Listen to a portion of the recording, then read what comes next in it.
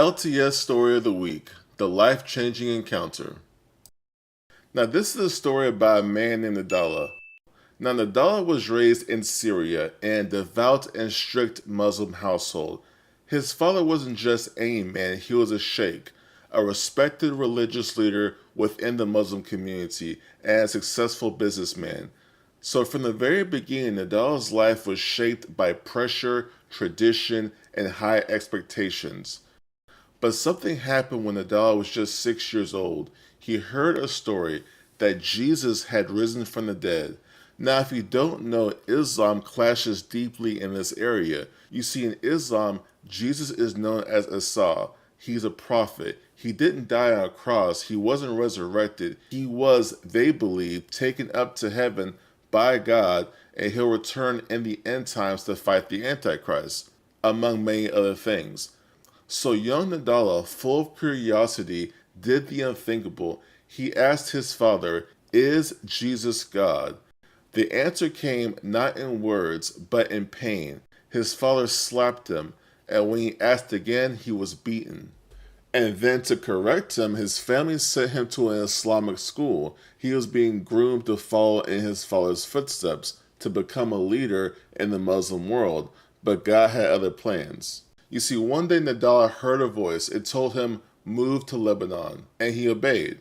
Once there, away from his father's control, Nadalla rebelled. He got a fake ID, spent money recklessly, he partied, he lived it up, but on the inside he was crumbling, depressed, empty, and terrified of dying without knowing the truth. One night he had had enough. He went to his room, he locked the doors, he locked the windows, and he planned to unalive himself. But before doing anything, he prayed, "God, I want to know you, but not the God I was taught to fear." And in that moment, a man appeared in his room, radiating with bright lights, and the man said, "I am the way, the truth, and the life." He held Nadalla's hands for 15 minutes, and then just like that, he was gone. Nadalla felt a peace that he couldn't explain. The world looked completely different to him, and now he can sleep in peace. And eventually a friend gave him a Bible and said, "Read the Gospels." And there it was. He found, "I am the way, the truth, and the life," spoken by Jesus. That was it. Right then and there, Nadalla gave his heart to Jesus Christ. But the road ahead was anything but easy. You see, when he tried to join a local church, no one wanted him. His father's reputation had preceded him. People were afraid. But eventually a Lebanese pastor opened up his arms to him. But the cost of faith was just beginning. Nadalla's family began asking him questions. "Where do you go every Wednesday night?" And Nadalla told them honestly, "I go to church, I'm a Christian now." And word eventually got back to his father in Syria.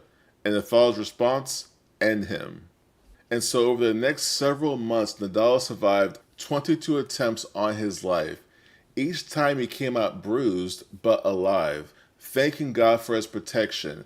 But then the deepest of heartbreaks came. You see, eventually his older brother, who was still living in Syria, gave his life to Christ. And soon afterwards, ISIS entered their town, and the father commanded the brother to join the jihad. But the brother refused. The brother said, "The Bible says to love our enemies." The father replied, "What Bible?" The brother said, "The Holy Bible." And in cold blood, the father takes out a weapon and unalives his son. And despite the crushing pain, Nadalla never wavered, and eventually a door opened for him to move to Canada and become a Canadian. And with that citizenship, it allowed for him to begin traveling the world and sharing the gospel. And he eventually planted 2 churches in Muslim-majority areas in Canada. And then he eventually started the Voice of Hope Radio, a platform reaching over 3 million people a month, bringing Muslims to Christ. He even got married. And this very real, true story is a reminder to all of us that God can transform any life, no matter where it begins. But here's the truth.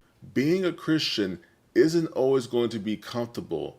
It isn't always going to be easy, and it was never meant to be. Many of us, myself included, have treated faith like it's optional, like it was meant to be convenient. But the Nadalla story reminds us that we are all called to a higher cause. You see, God may not call you to become a preacher, a pastor, or monster, whatever, but He is calling you to something. Treating God like an option opens the doorway to becoming a lukewarm Christian.